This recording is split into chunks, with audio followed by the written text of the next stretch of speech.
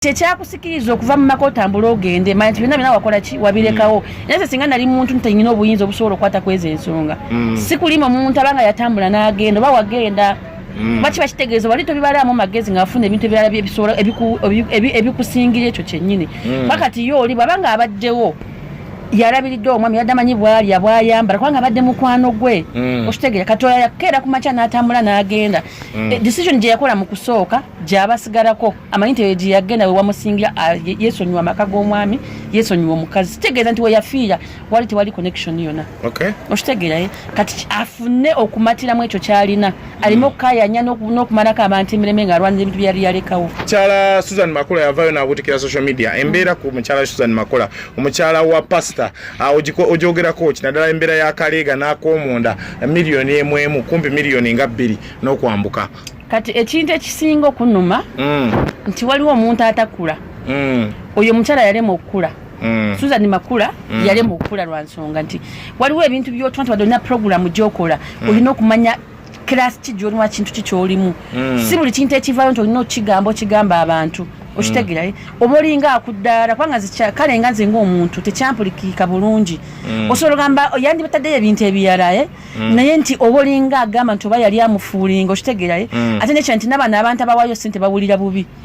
sewo tuli wano tukyali mu kiwempe omusana gusula gutukuba tutuula bufofu bwetonya tweteekako ensawo kungulu sewo gwali kugulya kaleega ka miliyoni 2 okitegeera ebintu bwe bityo tebiba birungi bw'obeera omukulembeze olina ebintu byotalina kwogera kuvayo kwogera nti wadde omuntu akozeko interview nti wadde omuntu olusaze ne mwogera oba muli mu show bwetyo muli mu programu yammwe olina ebintu byolina okwerekereza ng'omukyala olw'ekitiibwa kya bbaawo nawe olw'ekitiibwa kyo ng'omukyala so nga nze kyankola bweyalabira ddala nti mubutuufu yasigala nga wakasino tatuukanga munda muye mulimu omukazi oli owakasino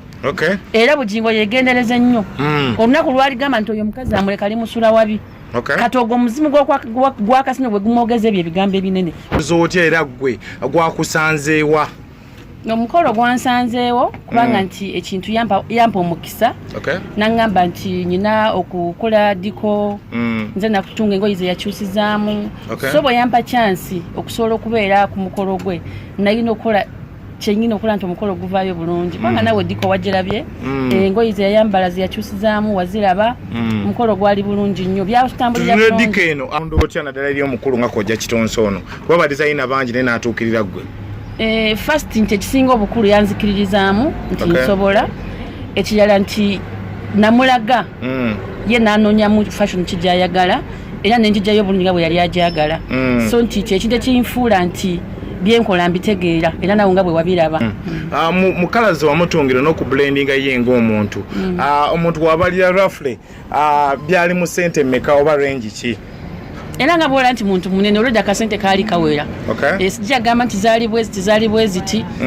tazambala ate oluusi ne bazimusalako so ayinza ozambala ate ne bamugyako enkofiira oluusi ne bamusalako olugoye so akasente ko yateekamu akawera sijja kulimba kubanga matiriyo omulaba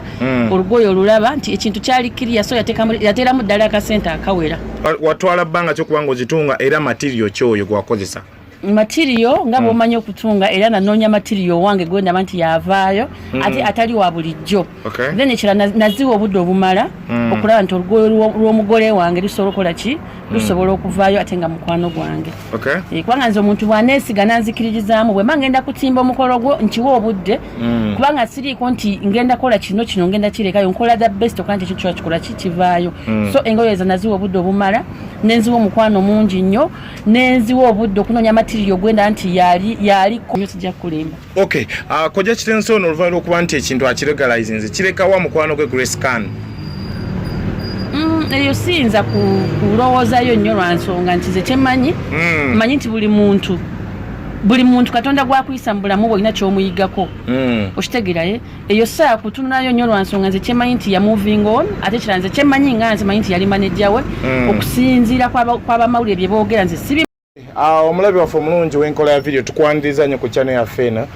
olunaku olwaliro 2021 oba 2021 tukyaliwo atukyasa ate n'embeera twagala okwebaza Mukama Katonda nti akyatukumye nga tuli balamu so n'abatugoberera muna twagala okwebaza okuba nga mukona kadako kusubscribinga channel yaffe okuba nga tukigusa tukyambusa kyongera okuba nga kyamaanyi kiguka so nakulwala as usual omwaka tubadde tutera okukola recap buli mwezi nga tunoonya ku mukyala amanyikidwa nga Aunty Mercy n'atunyonyera ye ensonga engeri gyazirabamu industry etambula etya obulamu bumutambudde butya so far 2021 eswaga lyavaamu abaana mwaguyitanga amanya ne lidduka oba embeera n'ekyuka so olunaku lwaliro negatako okuba nti olunaku lwaliro ngenda mwaniriza mu kiti kya njawulo alabika nga emabegako omukolo ogubadde ogw'amaanyi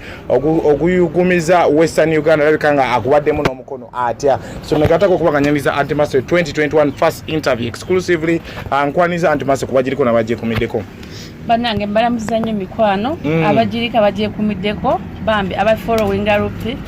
mbagala nnyo mikwano Aunty Mercy 2021 so obulamu bugamba ki Aunty Mercy obulamu buli fine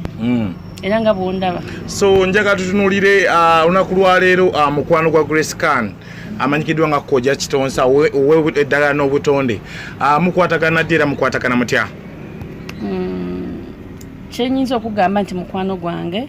kubanga ye muntu akyasinza okwagala okusupportinga abantu abavaayo kyenyinza okugamba munda muye muntu wanjawulo okusinga abantu nga bwe bakola ki nga bwe bamulaba so tutunulire embeera yabadde olunaku lwaleero omukolo gwabaddewo omukolo guno wakoze otya era gwe gwakusanzeewa omukolo gwansanzeewo kubanga nti ekintu yampa omukisa nangamba nti nyina okukola diko nze nakutunga engoye ze yakyusizaamu so bwe yampa chansi okusobola okubeera ku mukolo gwe nalina okukola kyenyina okukola nti omukolo guvaayo bulungi kubanga nawe diko wagirabye engoye ze yayambala ze yakyusizaamu waziraba omukolo gwali bulungi nnyo byatambulira bulungi diko eno wajjajja oli omukola gwakola decoration ate okwambaza omukyala oba ye mukyala yeyambaza gwayambaza mwami nze nayambaza mwami omukyala kushona yeyamwambaza kushona designs njaga tutunulire ekyokwambaza abaami bano range ne designs wakola ozirondo otya naddala eri omukulu nga Kojja Kitonsa ono kuba designer bangi naye naatuukirira gwe first nti ekisinga obukulu yanzikiririzaamu nti nsobola ekirala nti namulaga ye nanonyamu fashion kijayagala era nenjijjayo bulungi nga bwe yali ajagala so nti kyekintu ekinfuula nti byenkola mbitegeera era nawe nga bwe wabiraba tutunulire omukono gulo gwali side ki twali Kanungu gye twali twatindiga egendo mpaka Kanungu era yakola kyamaanyi nnyo Mukama amugizeewo kwate kikolebwa mutiitiizi awantu wali wala nnyo nga bw'okiwulira so yateekamu sente nnyingi okulaba nti omukolo gukola gutya gubaawo kubanga tegukolebwa muntu wa bulijjo mukalazi wamutungira n'okublendinga ye ng'omuntu omuntu wabalira roughly byali mu sente mmeka oba range ki era nga bwola nti muntu munene olwedde akasente kaali kawera sijja gamba nti zaali bweziti tazambala ate oluusi ne bazimusalako so ayinza ozambala ate ne bamugyako enkoofi oluusi ne bamusalako olugoye so akasente ko yateekamu akawera sijja kulimba kubanga matiriyo omulaba olugoye olulaba nti ekintu kyali kiriya so yateeramu ddala akasente akawera so engoye zino zakutwalira bbanga kyokutunga era watunga mu material ki tujja kuba tuziyisa mu bifaananyi abantu nga baziraba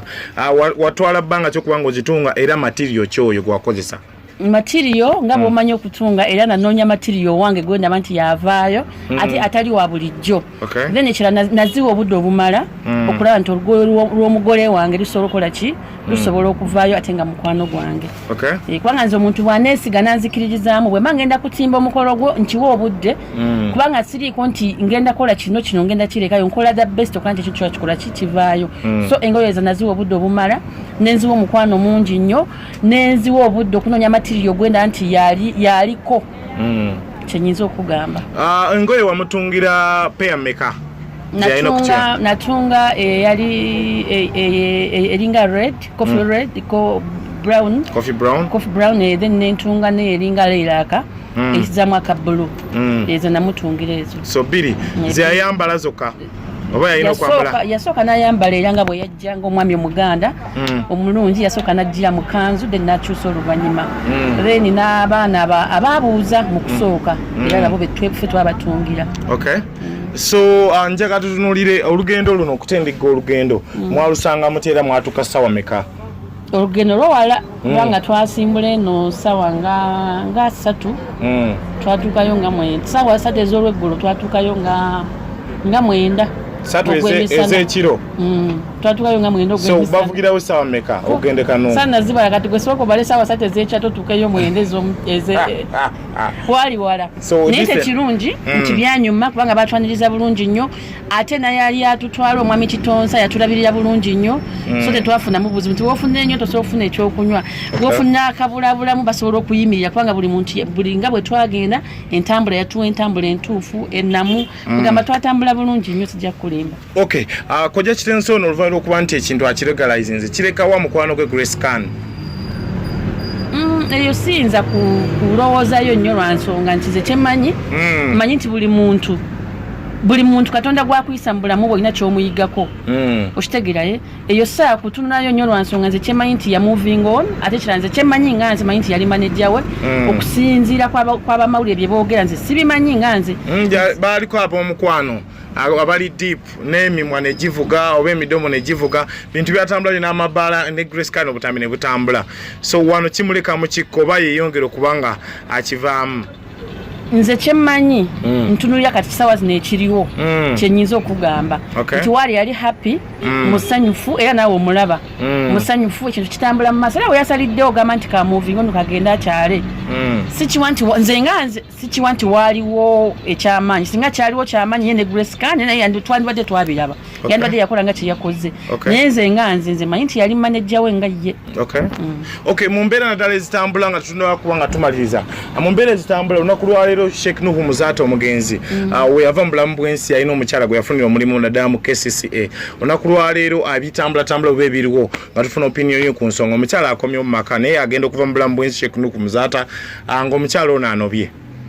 nze ngaze ensonga eyo kyenjogerako nga antimase njagala kukiwa eri abakyala bali eyo nti abakyala balekerawo okwagala ebintu okusinga abantu ababikoze bwanga otunulira agamaka nga mutufuula nti gemaka go golina obeeramu obulamu bwo bwonna abakyala mwena abali eyo kitegeeza nti amaaso gabuusa oluusi ebyandikwawudde n'oyo omusajja osobola okukuuma amaka go naye wanga osobola okeera ku makya n'owanika n'ogamba wano sikyasobolawo okitegeera wano sikyasobolawo ate ngenze ekyo ekyakusikiriza okuva mu maka otambula ogende manyi nti byonna byonna wakola ki birekawo naye singa nali muntu ntenyina obuyinza obusobola okukwata kweza ensonga sikulima omuntu abanga yatambula n'agenda oba wagenda bakiba kitegeeza wali tobibalaamu magezi ng'afuna ebintu ebirala ebikusingira ekyo kyennyini pakati yo oli bwabanga abaddewo yalabiridde omwami yadde amanyi bwalya bwayambala kubanga abadde mukwano gwe okitegeera katoya yakeera ku makya n'atambula n'agenda decision gye yakola mu kusooka gy'abasigalako amanyi nti gye yagenda we wamusingira yeesonyiwa amaka g'omwami yeesonyiwa omukazi kitegeeza nti we yafiira wali tewali connection yonna okitegeeraye kati afune okumatiramu ekyo kyalina alime okukayanya n'okumalako abantu emireme ng'alwanira ebintu byali yalekawo kyenyinza okugamba nga tuwumbawumba wiiki ewedde katono mu kano kakaddemu naye wiiki ewedde Mukyala Suzan Makula yavayo n'abutikira social media embeera ku Mukyala Suzan Makula omukyala wa pastor ogyogerako kinaddala embeera ya kaleega n'ak'omunda miliyoni emu kumpi miliyoni nga 2 n'okwambuka kati ekintu ekisinga okunuma nti waliwo omuntu atakula oyo omukyala yalema okukula Suzan Makula yalema okukula lwa nsonga nti waliwo ebintu by'otuma nti wadde olina programu gy'okola olina okumanya class kijolwa kintu kikyolimu si buli kintu ekivayo nti olina okigamba abantu okitegeerayo oba olinga akuddaala kubanga kale nga nze ng'omuntu tekyampulikika bulungi osobola ogamba yandibataddeyo ebintu ebirala naye nti oba olinga agamba nti oba yali amufuulinga okitegeerayo ate nekyo nti n'abano abantu abawaayo ssente bawulira bubi seewo tuli wano tukyali mu kiwempe omusana gusula gutukuba tutuula bufofofu bwetonnya tweteekako ensawo kungulu seewo gwali kugulya kaleega ka miliyoni 2 okitegeerayo ebintu bwe bityo tebiba birungi bw'obeera omukulembeze olina ebintu byotalina kwogera kuvayo kwogera nti wadde omuntu akozeko interview nti wadde omuntu olusaze ne mwogera oba muli mu show bwetyo muli mu programu yammwe olina ebyo byolina okwerekereza ng'omukyala olw'ekitiibwa kya bbaawo nawe olw'ekitiibwa kyo ng'omukyala so nga nze kyankola bwe yalabira ddala nti mutuufu yasigala nga wakasino tatuukanga munda muye mulimu omukazi oli owakasino era bugingo yegendereze nnyo olunaku lwaligamba nti oyo omukazi amuleka limusula wabi kati ogwo omuzimu gwakasino bwe gumwogeza ebyo ebigambo ebinene omuntu omukulembeze akulembera abantu bwe batyo tolina kuvayo okwogera ebigambo ebinene bwe bityo so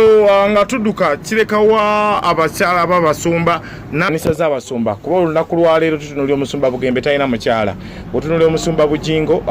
yasulawo omukyala alina mukyala gwaleese waswaga n'akasente alagerera ddala nti okumufuna akaali kasente omusumba ke yakosa so kirekawa abasumba n'abakyala b'abasumba n'endiga zaabwe kizirekawa kyenyinza okukwogera ku nsonga ey'abasumba kubanga sibiina naye kati nga nze ng'omuntu nange ndi mukyala mulokole nsabira wa pasita Kayanja ye musumba wange tanaba kwawukana na mukyala we nti ekisinga obulungi nti ekisinga obukulu mu byonna gwe ng'omuntu omukulembeze ze kyensinga okusimbako essira gamba nti naye nga sinakola step bweti kubanga ekintu okukulembeze kuba ku saddaaka okuweereza abantu so naye nga tonabakola ebintu bwe bityo weerowoozemu abantu benkulembera banandaba mu kifaananyi ki ofuna banandaba mu kifaananyi ki nti okulekawo amaka gange kubanga byo byali byayita naye tekyali kifaananyi kirungi ku bantu onfuna mukwano nti omuntu agamba ekintu ekyo kya bulijjo minisi kitegeeza nti bw'otunuulira omukazi bye yali ayogera ekyasinga okunuwamu ekyo ekintu nti era ne mugamba akandeetere mu kazigo kange ate ngenda kakwambaliramu kitegeeza oyo omukazi yakemanya oyo omusajja okitegeera kati abasumba balina okwegendereza abantu bwe batyo nti bw'osanga omuntu atandise okujja nga kwemolera mu maaso nti sitaani ejja kusene osanga etandise okukuza ebintu ebitategerekeka ate maleevayo ebitandika okubyogera balina okwegendereza ebintu bwe bityo ate ku nsonga ya bugembe nze simunenya buli muntu ayina ensonga ze Lupeka nkubuuze kangambeko kino ekintu kikuyamba kyokuwasa nga teweetegese ng'enkyo ogenda kwawukana na mukyala kikuyamba ki kati pasita bugembe okuvayo naye enkya n'awasa ate enkya naye nebamusanga ng'afunyeyo ng'abantu bwe batyo pasita bugembe byonna tabirina sente agirina anti kati ye nga ye kyawuliramu emirembe bw'alituuka time nagamba nti kati nkooye neetaaga okubeera n'omuntu ate ye decision gyenkoze sigenda kuddamu kwawukana naye ajja kikola mu kaseera abaana balina abakyala abafumbo nga balina abaami babwe naye nga basabirwa pasita bugembe kibalekawa kuba omusajja ayinza okutyamu nti owaaye mukyala wange musajja gyasabisa musajja ali singo n'ate mukyala wange mufumbo kirekawa kati oyo omusajja batakiriza mu mukazi we kiringa kyogamba nti abantu abasinga bagamba nti abakyala balungi tebafumbirwa nze mmanyi nti bafumbirwa naye kibaleetera ekizibu ababawasa babeera nnyo ku bunkenke buli bwafulumaga waliwo amutukwana buli bwafulumaga waliwo kiso omwami bw'abanga mukyala wasabira wa pasita bugembe ng'asobola okulowooza bwotyo yabaliko ekizibu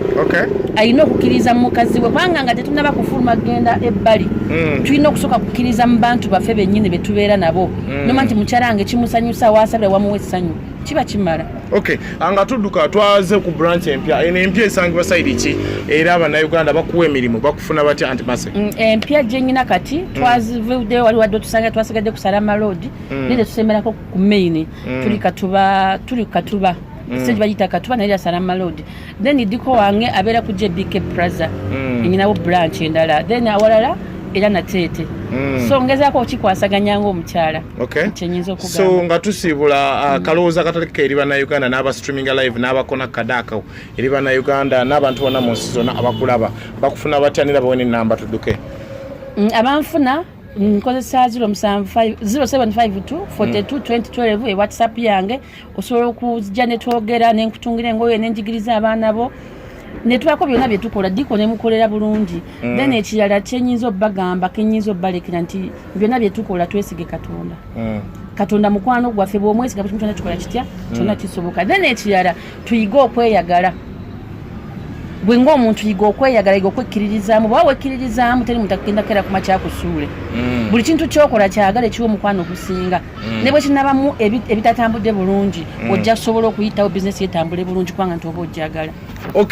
nkwebaza nnyo kuba nti abadde Antimase first interview 2021 yes akola decorations agunjula abaana alina essomero lisomesa ebyemikono n'ebisigadde okuba nti biyamba ku baana ebitone okunjula ebitone byammwe abaana bali mu byalo abaliwo yona kuva olubiri lw'eggwanga omwana wo tayiga muleete wa Antimase ajja kuba amusomesa amugunjule mu mbeera y'okuba nti ebyomukono bino n'empisa at large ajja kuba akuyambira ddala so I am Akaiko the king of analysis larger opponents of stigma mu Sudan mabega kuba nti okikwasana ne ttiimu wali emboozi z'amalwa thank you so much ABP Elijah 256 so kyaka mukoneka dako mu subscribing tukivuge tukyongere kubanga tukiguza katuli mu mutwalo gumu kitundu kitegeeza tukikoze bikitegeeza tuongere subscribing tukivuge paka mitwalo kyafenga 10 2021 mbasibulidao tukwatagane next episode